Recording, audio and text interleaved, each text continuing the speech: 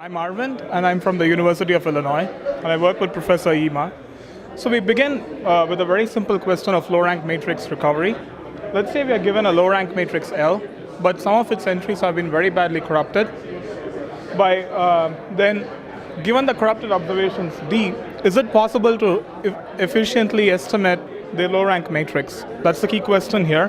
So this is our model, a low-rank matrix, and a sparse matrix added together gives us our observations. Now, the well-known PCA, or the principal component analysis, works only when the corruption is IID Gaussian. But for such an error model, we'd like to know what we can do. And we go to a recent idea called principal component pursuit, which basically says, let's try to minimize the rank of the matrix A and the weighted sum of the number of non-zero entries in the corruption subject to a linear constraint. Now, let's relax the rank by the nuclear norm, which is the sum of the singular values of the matrix, and the zero norm of the matrix by its vector 1 norm. And that gives us a convex program. It's been shown recently that this convex program very reliably can recover matrices of rank on the order of n over log squared m, where m is the larger dimension of the two. We recently extended this result to show that if a log factor is further dropped in the rank, then the number of corruptions can be arbitrarily large. And this was presented at ISIT last year. The nice property of this recovery is that it does not depend on the magnitude of corruption, and then it is stable, can be solved efficiently. Now we look at a couple of applications of this method in computer vision. So first we take batch image alignment. The key intuition is this: images of the same object, when aligned with each other, are highly linearly correlated, and when these images are stacked as a matrix, the rank tends to drop.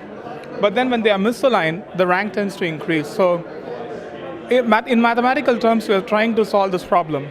Given a matrix D that has been non-linearly transformed by domain transformation tau, which is usually from a parametric group, and that can be expressed as a sum of a low rank and a sparse component, can we extract the tree given just D? And the solution, we pretty much follow the previous intuition by minimizing the nuclear norm and the one norm of the error, except that we linearize this nonlinear constraint to get back a convex program, and we kind of iterate this process. A quick look at how this works in practice. We take images of Bill Gates from the internet, and let's say the question posed is, what does Bill Gates' face look like? We believe the aligned images that we return is much better than what is got by a naive face detector. And next we use the same framework for a single image. Man-made textures typically have very regular and symmetric patterns, and each image itself can be seen as a two-dimensional matrix with symmetric patterns giving rise to low-rank matrices. Applying the same kind of procedure, so let's say a symmetric symmetric texture has been shot from a different angle. Can we rectify it? Can we get back the symmetric structure in it? And it turns out the same procedure works beautifully for that.